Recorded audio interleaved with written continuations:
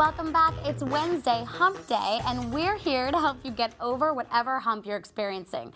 Today we've covered lots of topics concerning health and well-being. And joining us now to talk about how anyone can achieve a healthy balance for their mind, body, and spirit is founder of Gioffre Chiropractic Wellness Center here in New York City, my good friend and my chiropractor, Dr. Daryl Gioffre. Welcome, doctor. Thank you, guys. Great to see you. You know, usually when I see you, I'm lying on your table. I know. So I'm glad that you're now on my turf. Roles are reversed. Yes, they are.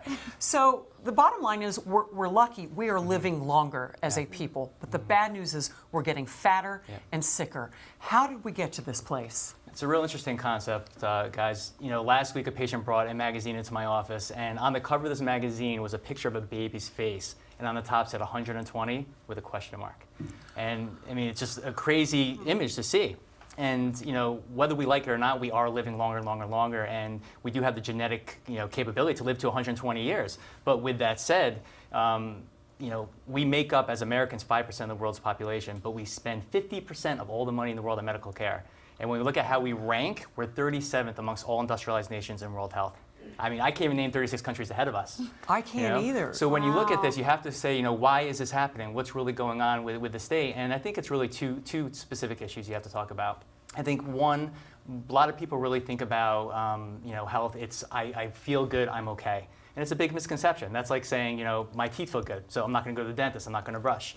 And a lot of times people will wait for a problem, which is the pain or the symptom or a heart attack, the first symptom of heart disease in 50% of people. And we all know people in our lives that have had that. So I think it's something that people need to be a little bit more proactive about their health, and that's an important thing. And second, it's the state of our food.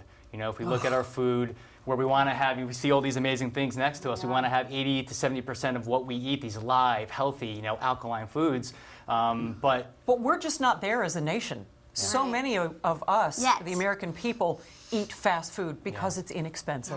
Yes. And there is the misnomer that fruits and vegetables are so expensive, I can't afford them, so I'm not going to eat them. Right, but how much is the doctor's bill going to be when you're eating all this and stuff that's you're not the supposed to be point that eating? you were making, doctor. Yeah, absolutely. And another thing, actually, a wellness buzzword that I feel like I hear all the time is balance. I just want to be balanced. I want to have a balanced life. I want to have a balanced checkbook. I want to have a balanced diet, all of those things. But can you really help us understand, when it comes to our bodies, what does it really mean to be balanced? Yeah, for me, if I was to really look at the word balance and what it means to be healthy, it's all about your energy. We all want to have energy to do the things that we love to do in our life, but it goes more than that, because we need to have the reserves, because life is going to throw curveballs at us from time to time. We all have experienced that in our lives. And it's important that we have those reserves to handle those situations. I mean, it was amazing. I was this past weekend with my wife visiting my two little three nieces, 6, 8, and 10. And the amazing thing about them, every time I'm with them, is that they have this unstoppable energy. It's amazing. I'd love to have that.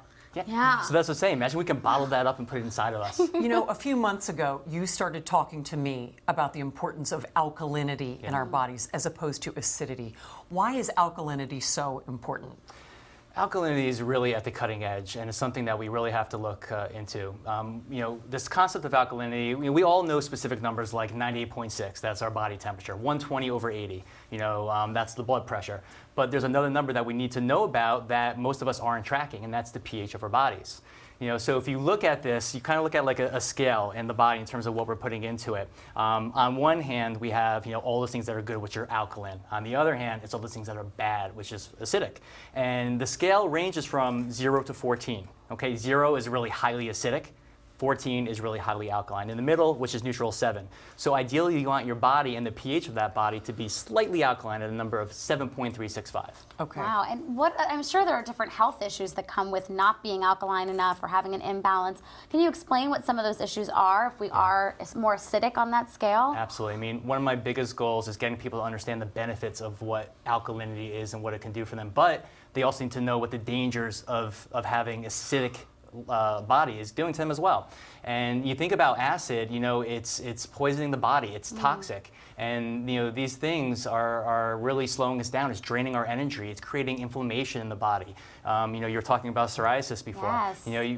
We see a lot of people with psoriasis. You have to really look at the digestive system in the gut, because it's all about this acid buildup in the body that creates that, and the body tries to get it out. If it can't get it out because there's so much, it comes out through the skin.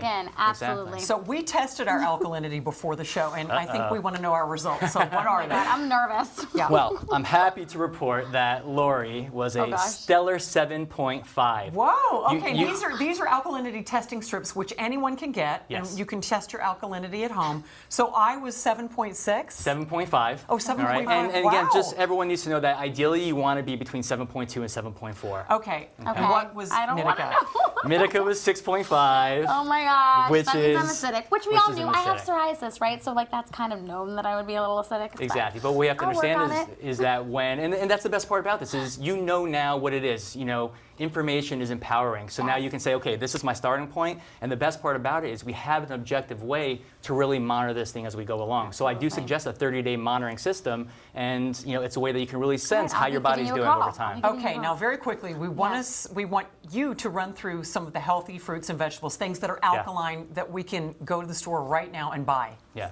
Well, I think the first thing we want to talk about is the vegetables. You know, this is obviously the most important part. You ideally want to fill 2/3 of your plate with that. Again, I like to say 70-30%, of that plate should be these alkaline vegetables. So we have amazing things like your cucumber, your celery, your spinach, your broccoli, your kale. And the thing about these that are so great is that they're really high water content food. And they're really, rich in chlorophyll and phytonutrients, which the body really lives on. And what about over here? Yeah. So we have our top 5 alkalizing fruits, which might surprise some people. The top 3 are lemons, limes, and grapefruit, which most people think are citrus, acid. Yeah, I always think of grapefruit. Oh, I got to stay away from Right. it. It's too acidic. No, so it's not true. A big misconception. The thing that's so great about these is there's a lot of water. There's high mineral contents, but they're low in sugar. And then 2 of my favorite foods, tomato and avocado. Excellent. I love avocado, The especially. nickname is God's butter. It's really, I would say, one of the most perfect foods that there is. You can do so many different things with it, and just Do beauty treatments with it. We know There that we go. for sure. Yep. There we go. Love that. That's right. Daryl Gioffre, thank you so much for being My on pleasure, today. guys. We It's great really to be here. appreciate Thank you so it. much. I will see you on your table, and you have a book coming out this fall, Yes. which we're going to keep our eye Looking out forward for. to it. So thank you so much, Doctor. Thanks and for having thank me, guys. you, Nitika, Thank for you for being here having today. me. You were a terrific co-host. Thanks, Lori. I'll be right back with my last word.